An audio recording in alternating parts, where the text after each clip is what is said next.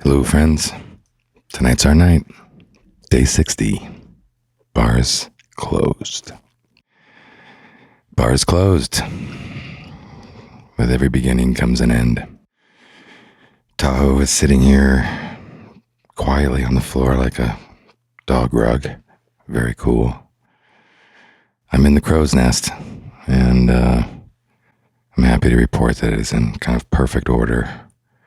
Even the lamp that was missing, if you guys remember me fumbling in the dark, is here and made it out of the garage and found a matching lampshade from Amazon, that found the adapter that made the lampshade work, that found the right bulbs that were the right color, that found its way here, that I could see everything. I looked down and there were 2 power cords ready and available for me to plug in all my stuff easily. Somebody did that for me.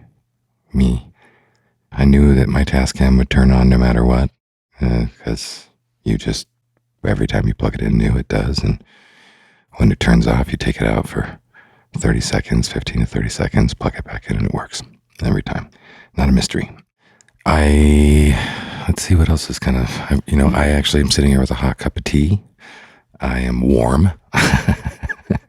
It is anywhere from, let me just double check and give you the exact right temperature right now so I don't make a liar out of me here, people. Where are we at? Weather.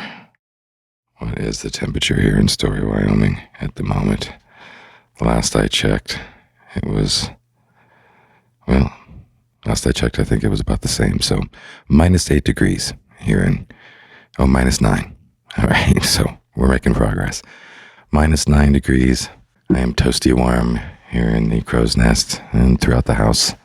The new heating systems came in just in time. You can guess, I read the manual. There's so much cool stuff to learn in a manual. And once again, maintenance required. You have to maintain things when you buy them. Who would have thought? They seemed so self-contained. Oh, they're kicking out heat. And they have a feature that I would have never known about. You can add a little water, and it's humidifier with the heat. I would have not known that without the manual. So there's that. So warm, I actually have notes the first time I went ahead, and you know what? I'm going to minimize the recording. I'm going to bring up my notes. I have a show structure. Let me just have a sip off of my tea while I pull up my show structure. Look at me all getting it together. Let me put on my glasses. I'm turning 50 February 5th, and my perfect eyesight left me a few years ago. All right, so today's show I broke up into, by the way, any and all of you that are still with me through this whole thing, thank you, really, truly, from the bottom of my heart. I have not looked at stats or, anything like that. It's just not been the way, but that's cool. Thank you. All right, so fun facts I wrote down some fun facts for day 60. I have a list of those I'm going to read off. What I have learned, I'm going to read those off. And ultimately, what do I forgive myself for? And I'm going to read those to you today. So without further ado, let's get started with the fun stuff. Okay, fun fact number 1. I am still reading manuals, and they're very useful. This is true. And cool. Manuals. It's a thing. Number 2, I have given up on determining where and exactly what the right conditions are for Tahoe's taking a dump choices. It's really didn't happen without close observation and a real continued curiosity over the last 60 days. I surrender. I don't know. The good news is that I can now let Tahoe out the door on his own. I can leave him out there for 10-something minutes without worrying about wild animals killing him or him running off or getting concerned or staring at the door the whole time. It's been cool watching him run around the yard with a tree branch in his mouth like nobody's watching, because really nobody's watching and he's still doing it. So I have so much to learn from him. I can only hope that, God willing, he takes a shit while he's out there, but he comes back in when seems like he's, back to relaxed mode. He has, and when he isn't, he continues to let me know. So that's the Tahoe conditions, and it's kind of cool because I consider him like third child, and it's just like children. You feel good about it when you finally get to kind of boot them out the front door and tell them to go play and, go take care of their business and, come back when you call them and know that they're going to be okay out there for a while, but, not know exactly, but still do it. So that's been a really delicious experience. Let's see what else. Fun fact, number 4. Let's see. Oh yeah, this is a cool one. On day 60, I lost access to my studio gear again, right? So like earlier, when I needed to go into town, I lost power and I didn't want to miss the show, especially so early on. Here on day 60, I go out to the garage and go to push in my little punch pin to open the door to pull out my Suburban to drive in the snow to go down to the office to do my normal work day. And then to, be prepared to drive back, grab my podcast studio gear out of there, come back here tonight, set back up in the evening and do my final show here in the Crow's Nest, which was the plan. And boom, as it were, there was no way to get my Suburban out. There was no way to manually override. I couldn't find the key that is the one way it looks like I can, whether it even works or not, can jigger the thing to open up. So what I learned out of that is that, in this time, and the fun fact is that I stayed cool and kept my calm and ultimately asked for help and got it. I had a friend of mine, Preston, who you already met and heard on the show, was kind enough to grab my gear. I worked from home and he brought it out, dropped it off, and here we are. No harm, no foul. And this happened when I came back from my Christmas trip and showed up at the airport and the battery was drained from the cold weather, and I got right out and walked on over to a guy that was getting in his car in a hurry and didn't look like he wanted to help anybody. And yet I asked, and he's like, well, I haven't slept all night, and kind of gave a growl, but then ultimately, was like, all right, let's do this. And boom, up and running, and it was good. So fun facts, you can ask for help and people most likely will give it to you. So very cool. Number 5. Let's see. I have remembered how much I admire people who have their shit together and are still authentic versus people who look like they have their shit together. These couldn't quite make themselves on the other lists here tonight, but they deserved a place. So, setting out a manifestation tone of, what is this future me, past the pill outside of surrender and not knowing what I don't know and just being as good as I can be. It's kind of what is the image of good to me? Who do I look up to and who would I like to be more like? And, who would I want to be stuck with in a zombie apocalypse? That's the me that I'm looking for. So there's that. Fun facts, number 6. Well, doing a daily podcast is challenging. All of them were pretty much daily except for 3. And the other 3 I grouped up in one way or the other where I, picked a night where I'm like, you know what, I'm going to not do tonight. I'm going to stay sober tonight. I'll do the podcast tomorrow with my tomorrow podcast. So I did that about 3, maybe 4 occasions at the most. So just so you know, but the rest of them were all on the day, every day. Fun fact, number 7. We're almost done here with the fun facts. I just put a little pain on one of my paint. Funny. So I, in the last hour, I was able to actually pull out some paint and put it on a little board and pull out a paintbrush and paint some paint on a canvas. And I did that because when I started this show, there was all these things I said I wanted to do and that I had wanted to do for like 20 something years. And I wanted to do them in frequency, in consistency. And painting was one of those, right? And music was one of those, and reading was one of those, and taking hot baths. I don't know if I made it then, but it was one of those. The leisure of that, and self-care, and food, and all these things. Guitar lessons, not just music, but guitar lessons, and learning to read music and play music, and all the things. And so, painting.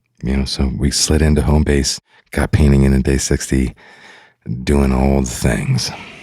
All right, number 8. Yeah, we covered this a little bit. It's currently snowing, -9 degrees. We are here in the Crow's Nest. It is warm. I have a cup of tea. So I think I moved this one all the way to the top for the opening.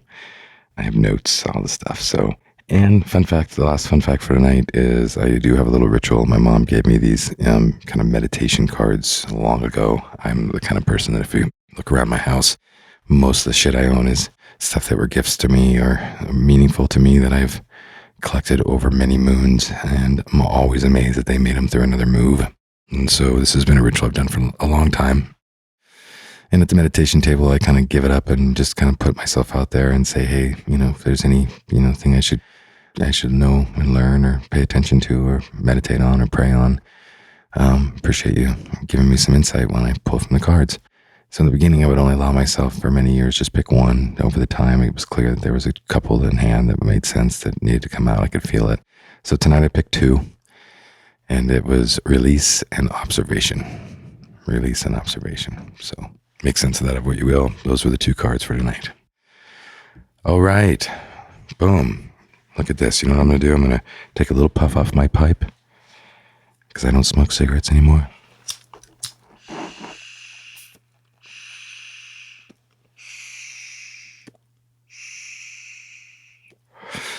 Fun fact, that it wasn't planned. I get my tobacco from Cigar Bar in Florida. It's a family blend, and it's beautiful. I highly recommend it. All right, what I've learned.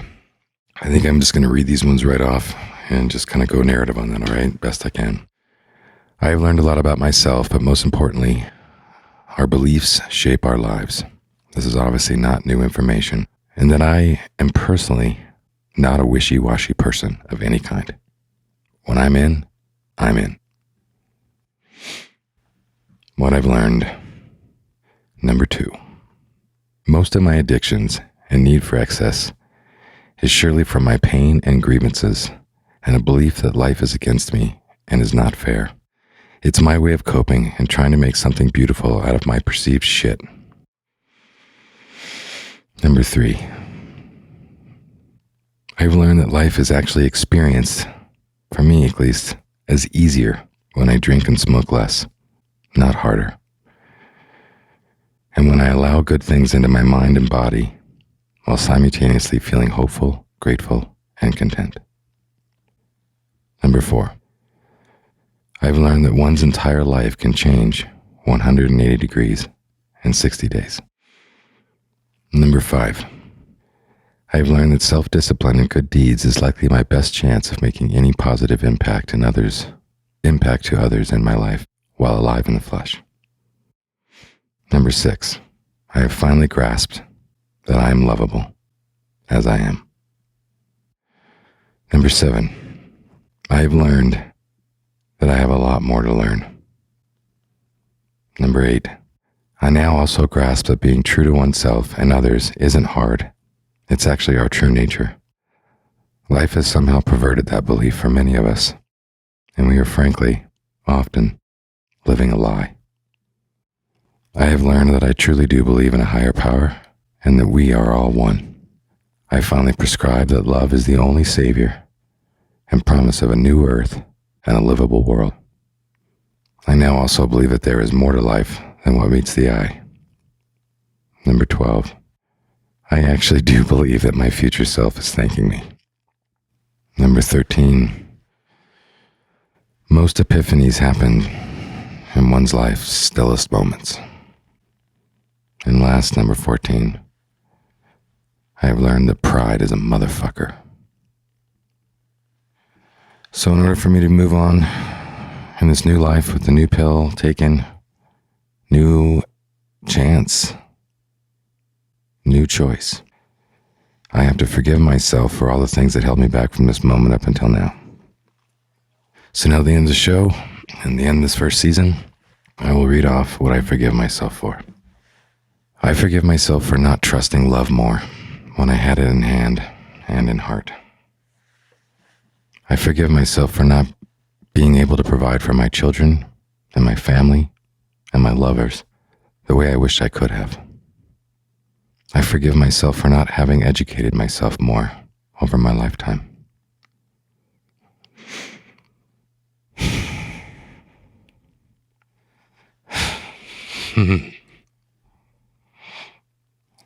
So I just had an overwhelming emotional response. I'll continue in a moment.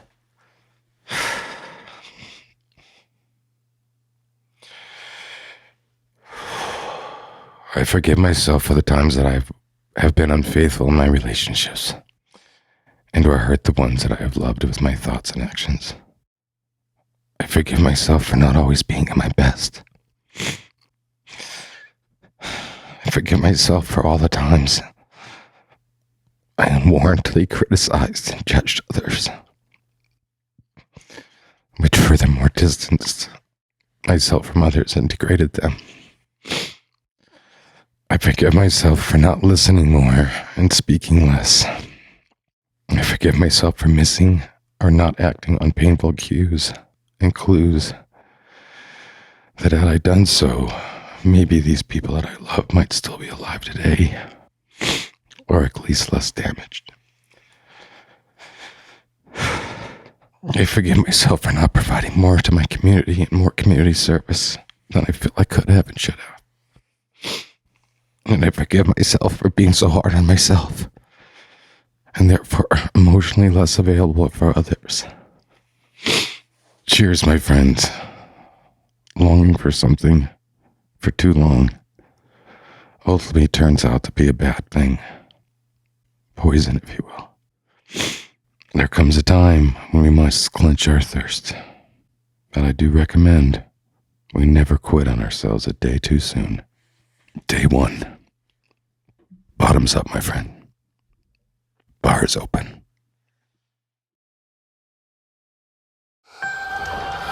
Liquor